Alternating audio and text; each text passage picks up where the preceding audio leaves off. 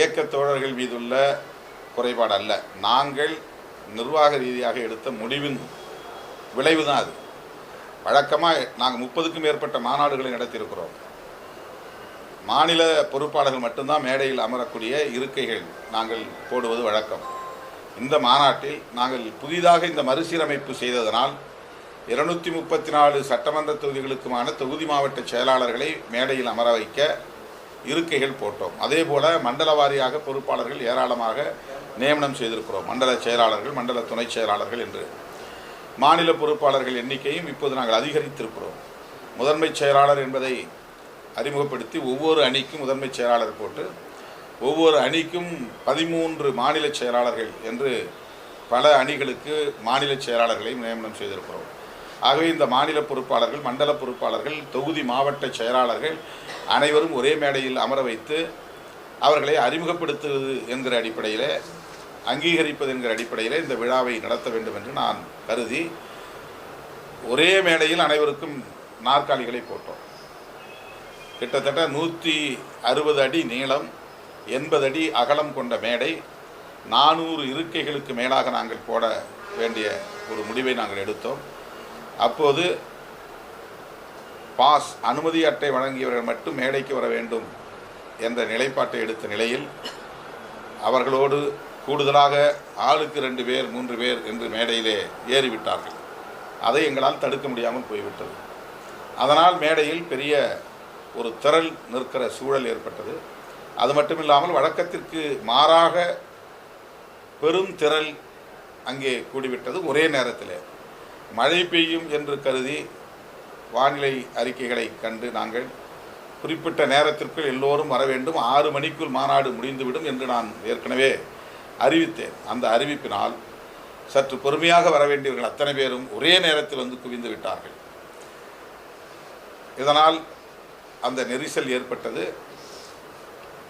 எனவே கரூர் சம்பவம் போல் ஒரு சம்பவம் நடந்துவிடக்கூடாது என்று நான் 2 நிமிடங்களில் என்னுடைய உரையை முடித்து கொண்டேன். அவ்வளவுதான். இது எந்த வகையிலும் எமது இயக்க தோழர்களின் குறைபாடு அல்ல, அது நான் எடுத்த முடிவின் காரணமாக ஏற்பட்ட ஒரு விளைவு. அவ்வளவுதான்.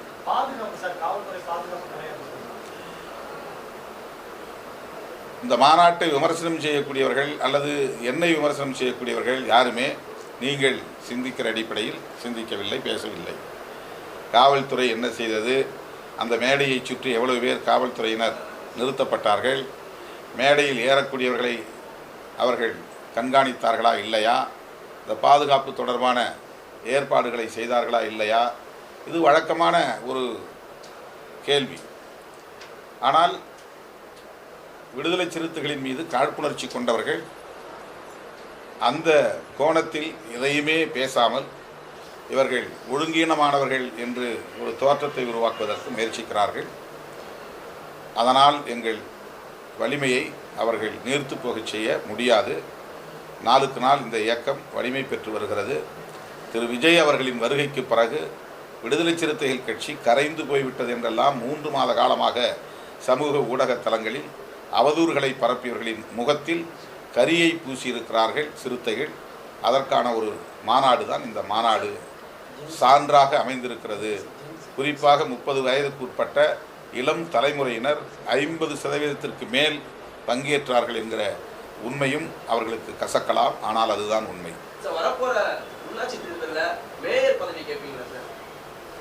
அதெல்லாம் நாங்கள் இன்னும் முறைப்படி கூட்டணி பேச்சுவார்த்தை நடத்தி அதிகாரபூர்வமாக கூட்டணியை அறிவித்த பிறகு கேட்க வேண்டிய கேள்வி.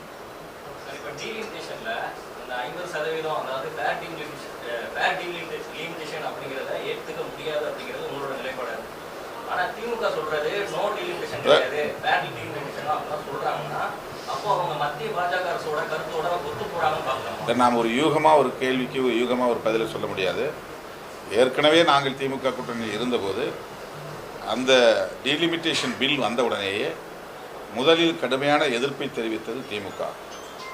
அதை ஒட்டி எல்லா எதிர்க்கட்சிகளும் நாங்கள் ஒருங்கிணைந்து மக்களவையிலும் மாநிலங்களவையிலும் பெரும் குரல் எடுத்து பேசினோம். அதன் விளைவாக அன்றைக்கு அது தோற்று போனது. ஆகவே எதிர்காலத்தில் என்ன முடிவை திமுக எடுக்கப் போகிறது என்பதை பொறுத்திருந்து தான் நாம் பார்க்க வேண்டும். எங்களை பொறுத்தவரையில் அந்த பில் வரணும். அந்த பில் வந்து என்ன சொல்லணும்னா, இந்த இருக்கிற இப்போ 545 43 543 அந்த 543 அப்படியே வந்து ஃப்ரீஸ் பண்ணணும். அந்த எண்ணிக்கை இனிமேல் எப்போதுமே கூடுதலாக அறிவிக்க மாட்டோம், மாற்ற மாட்டோம் என்று ஃப்ரீஸ் செய்ய வேண்டும், நிலைப்படுத்த வேண்டும். இதுதான் விடுதலை சிறுத்தைகள் கட்சியுடைய கருத்து. இந்த கருத்தை எல்லா கட்சிகளும் எதிர்க்கட்சிகளும் பேச வேண்டும். எண்ணிக்கையை பெருக்குவது எந்த வகையிலும் எந்த கோணத்திலும் நாட்டுக்கு நல்லதல்ல, ஜனநாயகத்திற்கு நல்லதல்ல. மக்களவை கேலிக்கூத்தாகிவிடும். இப்போது இருக்கக்கூடிய உறுப்பினர்களுடைய எண்ணிக்கைக்கு உரிய பிரதிநிதித்துவம், அதாவது நாடாளுமன்றத்தில் பேசுவதற்கு வாய்ப்பே கொடுக்கப்படலை. இந்த சூழலில் உறுப்பினர்கள் எண்ணிக்கை அதிகரிக்கப்பட்டால் இன்னும் கூடுதல். அதனால தான் சொல்கிறோம், அதனால தான் விடுதலை சிறுத்தைகள் கட்சி சார்பில் சொல்கிறோம், 2 உறுப்பினர்களை கொண்ட கட்சி, 1 உறுப்பினர்களை கொண்ட கட்சி பெரும்பாலான விவாதங்களில் பங்கேற்கவே முடிவதில்லை. ரொம்ப போராடித்தான் மணிக்கணக்கில் காத்திருந்து 2 நிமிடம் 3 நிமிடம் வாங்கி நாங்கள் பேசுகிறோம். அப்படி இருக்கிற போது எண்ணிக்கை இன்னும் பெருகினால் யாரும் அங்கே எந்த கருத்தையும் பேச முடியும். 5 வருஷத்தில் 1 முறை 2 முறை பேசுறது கூட பெரிய அபூர்வமாயிடும் நாடாளுமன்ற உறுப்பினர்கள். ஆக பிரதிநிதித்துவம் என்பது இல்லாமலே போய்விடும். ஆகவே தான் அந்த எண்ணிக்கையே கூட்டக்கூடாது என்கிற நிலைப்பாட்டைத்தான் எடுக்க வேண்டும். அது திமுகவாக இருந்தாலும் சரி, காங்கிரஸாக இருந்தாலும் சரி, எதிர்க்கட்சிகள் அனைத்தும் இந்த நிலைப்பாட்டை வலியுறுத்துவதன் மூலம்தான் இந்திய ஜனநாயகத்தை பாதுகாக்க முடியும் என்பது விடுதலை சிறுத்தைகளின் கருத்து.